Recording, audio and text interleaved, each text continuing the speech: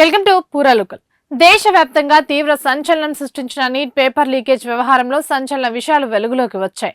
Neat leakage పై CBI దర్యాప్తును వేగవంతం చేసి ఢిల్లీలోని రాస్ అవెన్యూ కోర్టులో దాదాపు 94 పేజీల సుదీర్ఘ ఛార్జ్షీట్ ను దాఖలు చేసింది. ఈ కేసులో ఎన్టీఏ నిపుణులు, మధ్యవర్తులు కలిసి ఒక వ్యవస్థీకృత ముఠాగా ఏర్పడి ఈ అక్రమాలకు పాల్పడినట్టు సీబీఐ స్పష్టం చేసింది.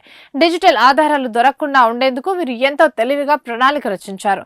ప్రశ్నపత్రాలను చూసి గుర్తుపెట్టుకోవడం, కాగితపు చీటీలపై రాసుకోవడం, పుస్తకాల్లో సంబంధిత పేరాలను మార్క్ చేయడం వంటి పాతకాలపు పద్ధతులను అనుసరించి పేపర్లను లీక్ చేసినట్టు అధికారులు విచారణలో తేలింది. ఈ కుట్రలో ప్రధానంగా 3 సబ్జెక్ట్ నిపుణులు కీలక పాత్ర పోషించారు. అరెస్టైన 13 మందిలో ఈ 3 నిపుణులు కూడా ఉన్నారు.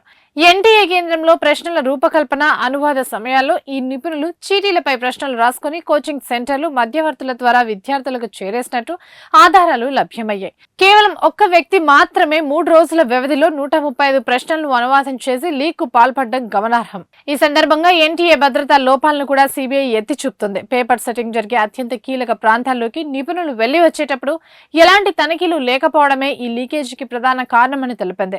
ఆర్థిక లబ్ధితో పాటు కోచింగ్ సెంటర్ల విజయ శాతాన్ని పెంచేందుకు ఈ కుట్ర పన్నినట్లు అధికారులు స్పష్టం చేశారు. ఇవి ఇప్పటివరకు ఉన్న అప్డేట్స్. మరిన్ని అప్డేట్స్ కోసం చూస్తూనే ఉండండి పూరా లోకల్.